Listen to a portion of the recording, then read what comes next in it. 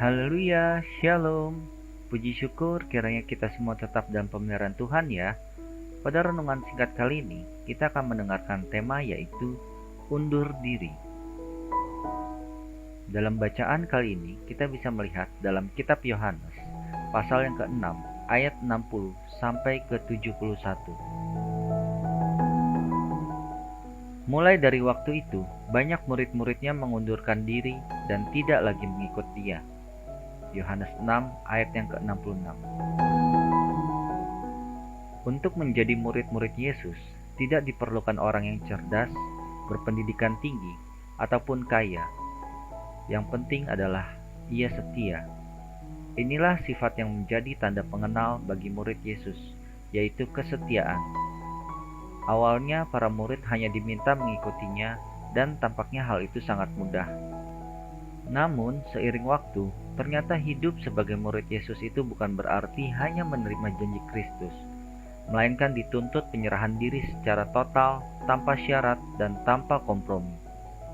Dalam Lukas pasal yang ke-16 ayat yang ke-13, seorang hamba tidak dapat mengabdi kepada dua tuan, karena jika demikian, ia akan membenci yang seorang dan mengasihi yang lain, atau ia akan setia kepada yang seorang dan tidak mengindahkan yang lain. Kamu tidak dapat mengabdi kepada Allah dan kepada Mamon. Bila kita sudah berkomitmen untuk menjadi murid Yesus, maka dosa harus ditinggalkan seluruhnya. Semua pemikiran dan kebiasaan hidup lama kita harus dibuang dan diselaraskan dengan kehendak Tuhan. Tidak seorang pun dapat begitu saja mengikuti Yesus tanpa melepaskan ikatan duniawi. Tuntutan ini sungguh cukup berat, sehingga tidak banyak orang yang mengikut dia dapat melakukannya. Mereka mau mengikuti Yesus dengan syarat Tuhan memberi roti dan ikan. Ada juga yang mengharapkan berkat dan kesembuhan.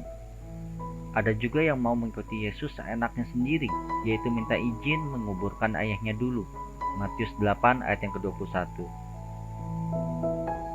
Saat Yesus berbicara tentang penyangkalan diri dan memikul salib, banyak orang yang akhirnya mengundurkan diri dan tidak mau lagi mengikuti Yesus.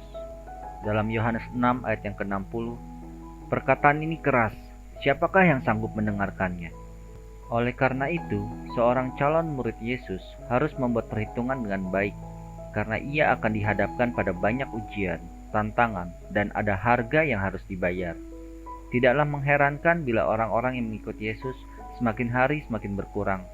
Lalu Tuhan Yesus berpaling kepada ke-12 muridnya dan bertanya, "Apakah kamu tidak mau pergi juga?" Ayat yang ke-67 dari Yohanes pasal yang ke-6. Di akhir renungan singkat ini, saya akan membacakan kata-kata penutup bagi kita semua. Dalam Lukas pasal yang ke-14 ayat yang ke-33.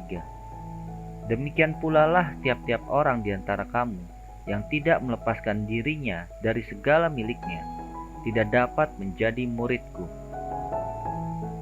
Haleluya. Amin.